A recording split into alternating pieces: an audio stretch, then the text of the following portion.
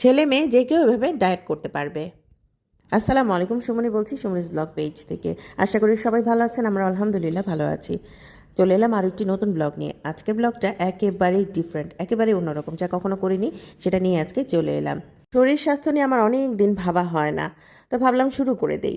আর শুরুটা যেহেতু করব এই যে শরীরটা নিয়ে, তো ভাবলাম একটু ওজনটা আগে দিয়ে নিই। তা আপনারা এর মধ্যে জানেন যে আমার বাসার পাশে একটা জিম আছে। কয়েকদিন আগে আমি দেখিয়েছিলাম, বেশ কয়েকবারই দেখিয়েছিলাম। তো সেখানে সকালবেলা চলে গেলাম খালি পেটে, মানে ওজনটা মাপার জন্য, যে ওজনটা মানে কত থেকে আমি শুরু করছি। তবে আমি এখানে জিম করতে আসিনি, আমি জিম করব না এখন, আস্তে আস্তে করব। তবে কি করব, মানে এত ভারী কিছু আমি করতে পারবো না। যেহেতু আমার 3টা বেবি সিজার করা, তো সেক্ষেত্রে আমাকে একটু হলেও মেনে চলতে হবে, সব কিছু তো আর করা যাবে না। এই বিষয়টা কিন্তু মাথায় রেখে আমাকে কাজ করতে হবে। তো যাই হোক, আমি সকালবেলা মানে খালি পেটে কুসুম গরম পানিটা নিচ্ছি। অনেকে এর মধ্যে লেবু দেয়, আমি আসলে লেবুটা প্রেফার করি না, কারণ লেবু আমার অ্যাসিডিটি হয়। তো যার কারণে আমি ওটা নিব না।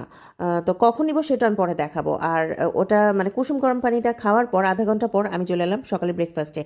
তার আগে বলি, আমার মতো যে আপনাদেরও করতে হবে তা কিন্তু না। আমি শুধু আমি কি কি করছি সেগুলো আমি আপনাদের সাথে শেয়ার করছি। আচ্ছা, ওটসের আমি রুটিটা বানাবো। ওটসের রুটি মানে খুবই মজা। এটা কিন্তু খুবই মানে নরম হয়। তো এটা আমি হলুদ, মরিচ আর লবণ দিয়ে, এটা পানি দিয়ে গুলিয়ে আমি জাস্ট তেল ব্রাশ করে, কড়াইয়ের মধ্যে তেল ব্রাশ করে, অল্প তেল ব্রাশ করে এটা আমি এরকম রুটির মতো করে ছড়িয়ে দিব। এটা খেতে কিন্তু খুবই ভালো লাগে।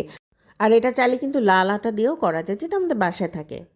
আচ্ছা, এর মধ্যে আমি একটু ভাজি মানে বসিয়ে দিচ্ছি, আমার জন্য ভাজি করব আর কি, বেশি করে। তো এর জন্য আমি একটু অলিভ অয়েল নিচ্ছি, যেহেতু একটু ডায়েট করব।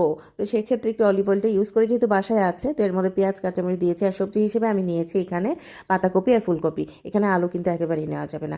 প্রথম প্রথম তো একটু দেখি না কি হয়, তাই না, একটু মেনেই চলি। আর এর মধ্যে দিয়ে দিয়েছি টমেটো, মানে বাসায় যা ছিল তাই। আর দিয়ে দিয়েছি পরিমাণ মতো লবণ। তো মোটামুটি হয়ে গেছে। আর ওদিকে কিন্তু আমার ওটসের রুটিটাও হয়ে গেছে। কি যে সুন্দর! আমি কিন্তু এর আগেও খেয়েছি। আজ থেকে প্রায় 10 বছর আগে কিন্তু আমি মানে ডক্টরের কনসাল্ট করে তারপরে কিন্তু আমি ডায়েট করেছিলাম। ভাববে না যে আমি আমার নিজের মতো যা ইচ্ছা তাই করে। আর আমি কিন্তু ডক্টর না, কোনো ডায়েটিশিয়ান বা নিউট্রিশনিস্ট না।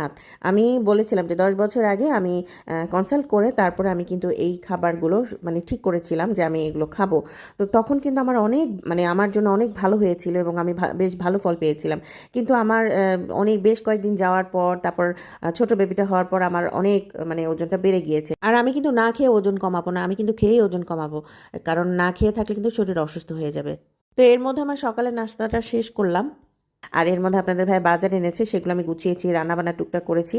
আর এর মধ্যে মানে মিড টাইম স্ন্যাক্স, মানে দুপুরের আগ মুহূর্তে যে খাবারটা, মানে দুপুরের আগে আমি যে খাবারটা খাবো সেটা আমি আপনাদের সাথে একটু শেয়ার করে নিই। তো সেটা হচ্ছে ফ্রুটস। বাসায় যে ফ্রুটসই থাকে না কেন, আমাদের কম বেশি দেশি ফল তো থাকেই, বা দেশি ফল তো আজকাল বাজারে পাওয়াই যায়। হতে পারে সেটা আম, কলা বা যেটাই হোক। তবে আমটা একটু বুঝে শুনে, যেহেতু মিষ্টি। আর হ্যাঁ, মিষ্টি জাতীয় ফলগুলো আমাদের একটু বুঝে শুনে খেতে হবে। আমার যদিও আল্লাহর রহমতে কোনো রোগ নাই, মানে ডায়াবেটিস, প্রেশার কিছুই নাই, তবুও আমাকে মেনটেন করে খেতে হবে। মানে সুগার জাতীয় যে মানে খাবারগুলো একটু হলেও একটু কম কম করে খেতে হবে। আর ফলে একটু সুগার থাকেই, তেমন কোনো ক্ষতি হবে না। আর সাথে নিয়েছি ঘরে পাতা টক দই, চিয়া সিড। চিয়া সিড কিন্তু শরীরের জন্য খুবই ভালো। আর চেষ্টা করবেন ঘরে পাতা টক দই মানে খেতে আর কি। আর সাথে নিয়ে নিলাম গ্রিন টি। এটা দিয়ে কিন্তু আজকে আমার মানে দুপুরের এক পর্যন্ত হয়ে যাবে। দুপুরে কী কী খাবো সেটা আমি আপনাদের সাথে কোনো একটা ভিডিওতে শেয়ার করব। সাথে থাকবেন, পাশে থাকবেন। আর হ্যাঁ, সুস্থ থাকার চেষ্টা করবেন। আজ এ পর্যন্তই, ভালো থাকবেন, আল্লাহ হাফেজ।